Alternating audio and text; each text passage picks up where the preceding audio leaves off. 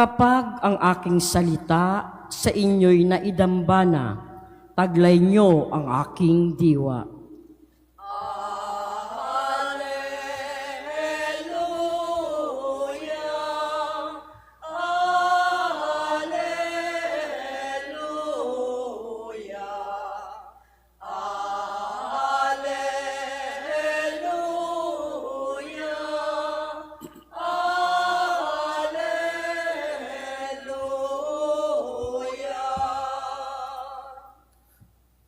Sumainyo ang Panginoon. At sumaiyo rin. Ang mabuting balita ng Panginoon ayon kay San Juan. Papuri sa iyo, Panginoon.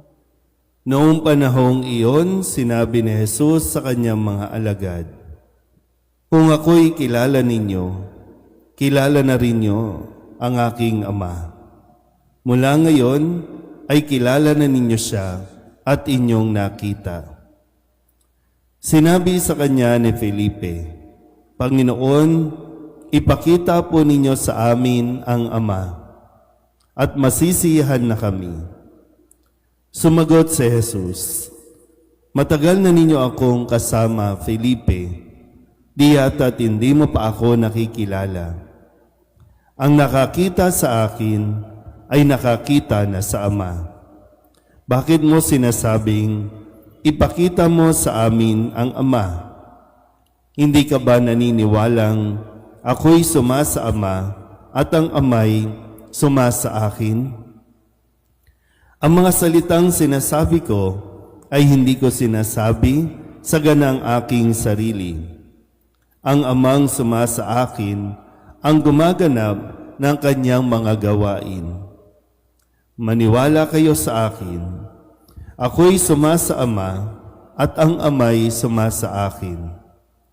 Kung ayaw ninyong maniwala sa sinasabi ko, maniwala kayo dahil sa mga gawang ito.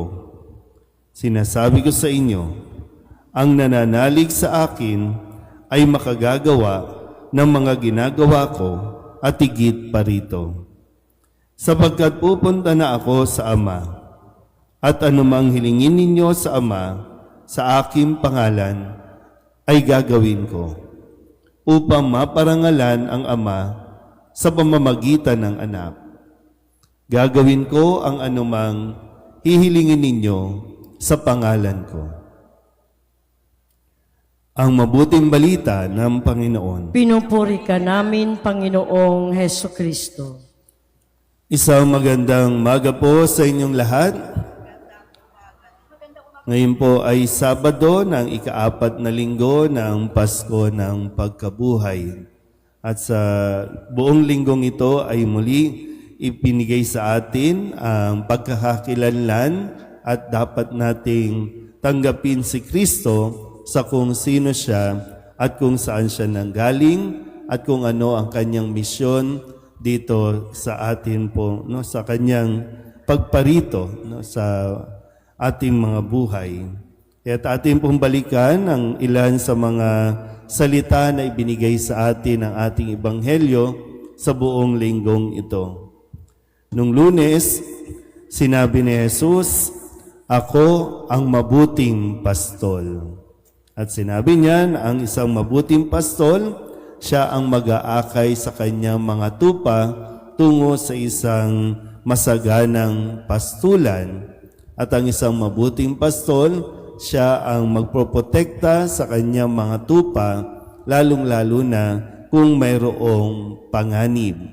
Isang mabuting pastol. At kasunod niyan, nung Martes, sinabi ni Jesus, "Nakikinig sa akin ang aking mga tupa. Nakikilala ko sila at sumusunod sila sa akin." Kaya mahalaga po yung palagiang pakikinig sa salita ng Diyos, pakikinig, no, sa mga sinasabi ni Jesus, nang sa ganon ay hindi tayo maligaw ng landas.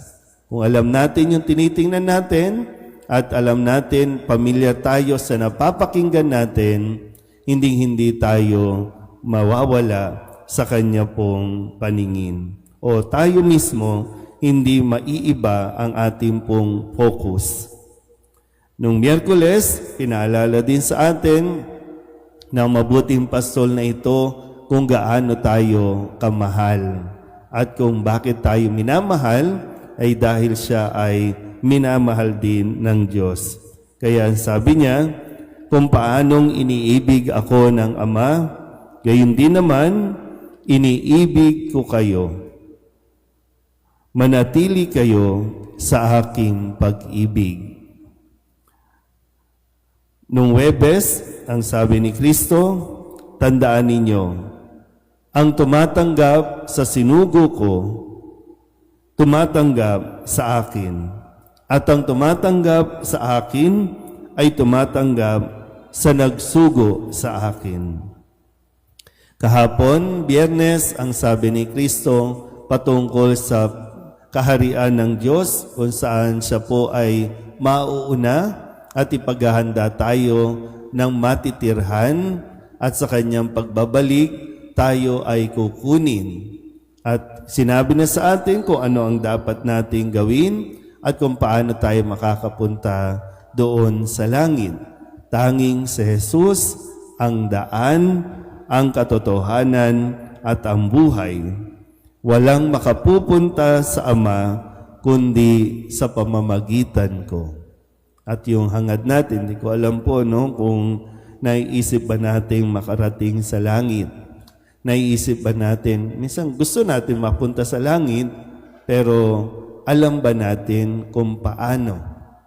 Kaya itinuturo ni Jesus, siya ang tanging daan patungo sa kaharian doon sa langit.